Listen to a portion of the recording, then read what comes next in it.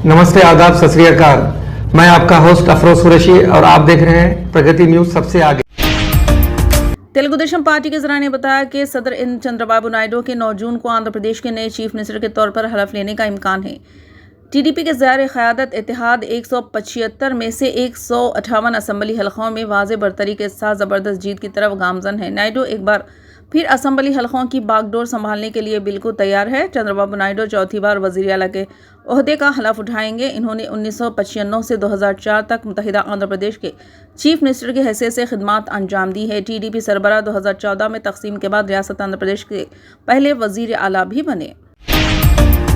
फिर एक बार हैदराबाद में मजलिस का परचम लहरा रहा है। कुल हिंद मजलिस इत्तेहादुल मुस्लिमीन के सदर बैरिस्टर असदुद्दीन ओवैसी ने हैदराबाद से कामयाबी हासिल कर ली है। असदुद्दीन ओवैसी ने 3 लाख से भी ज़्यादा वोटों से बीजेपी उम्मीदवार माधवी लता को शिकस्त दी। असदुद्दीन ओवैसी ने हैदराबाद पार्लिमानी हल्के से 5वीं मरतबा कामयाबी हासिल की, जो मजलिस इत्तेहादुल मुस्लिमीन का गढ़ है। बीजेपी उम्मीदवार माधवी लता ने 3 लाख वोट हासिल किए।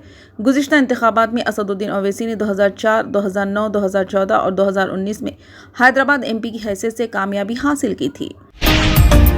कांग्रेस उम्मीदवार राहुल गांधी को लोकसभा सीट रायबरेली से बम्पर जीत मिली है। इन्होंने अपने हरीफ बीजेपी के दिनेश प्रताप सिंह को तकरीबन 3,90,000 वोटों से शिकस्त दी। रायबरेली से राहुल गांधी की इस जीत के साथ ही रायबरेली से गांधी खानदान की तीसरी नस्ल की पार्लिमानी इनिंग का आगाज हुआ। दादा फिरोज, दादी इंदिरा गांधी और सोनिया गांधी के बाद राहुल रायबरेली से एमपी मुंतखब हुए।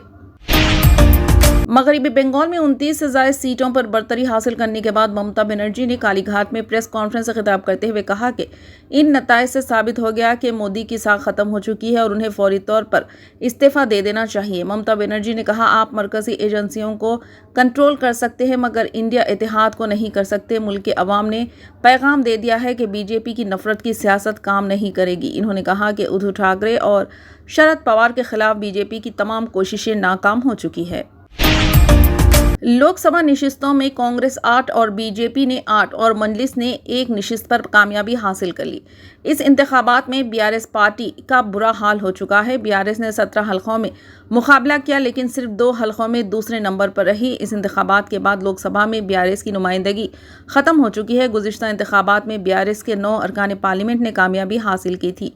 कांग्रेस और बीजेपी ने अपनी ताकत को दुगना कर लिया है। कांग्रेस जिन 8 हलकों में कामयाबी हासिल की, इनमें वरंगल से कड़ियम काव्या, महबूबाबाद से बलराम नायक, खम्मम से रघुराम रेड्डी, नलगोंडा से रघुवीर रेड्डी, भुवनगिर से किरण कुमार रेड्डी, नागर कर्नूल से मल्लू रवि, जहीराबाद से सुरेश कुमार और पेद्दापल्ली से वंशी कृष्णा शामिल है। जबकि बीजेपी कामयाब होने वाले 8 उम्मीदवारों में सिकंदराबाद से किशन रेड्डी, मलकाजगिरी से ईटीला राजेंद्र, आदिलाबाद से गड्डम नागेश, करीमनगर से बंडी संजय, चेवड़ला में कोंडा विश्वेश्वर रेड्डी, निजामाबाद से अरविंद, महबूब नगर में डीके अरुणा और मेदक से रघुनंदन राव शामिल हैं। इस तरह हैदराबाद से मजलिस के उम्मीदवार बैरिस्टर असदुद्दीन ओवैसी ने 5वीं मरतबा रिकॉर्ड साज कामयाबी हासिल की।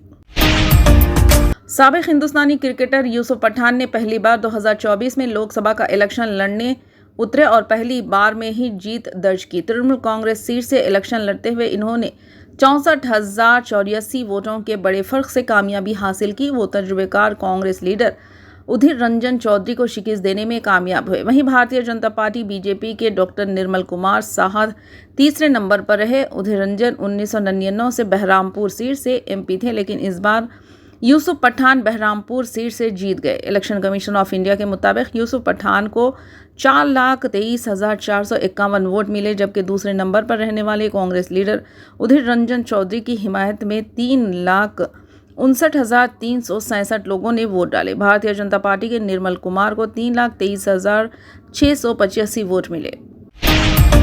अमेठी लोकसभा सीट से बीजेपी उम्मीदवार स्मृति ईरानी ने कहा, मुझे लगता है कि आज अवाम से इजहार तशक्कुर करने का दिन है, जो जीते उन्हें मुबारकबाद देने का दिन है। इन्होंने कहा, मैंने हर गांव में जाकर काम किया।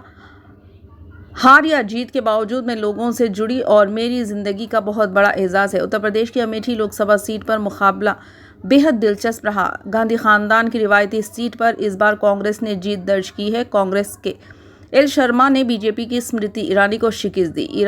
ईरानी ने गुज़िश्ता लोकसभा इंतखाबात में राहुल गांधी को अमेठी से शिकस्त दी थी। किशोरी लाल ने स्मृति ईरानी के खिलाफ 1,67,196 वोटों से कामयाबी हासिल की।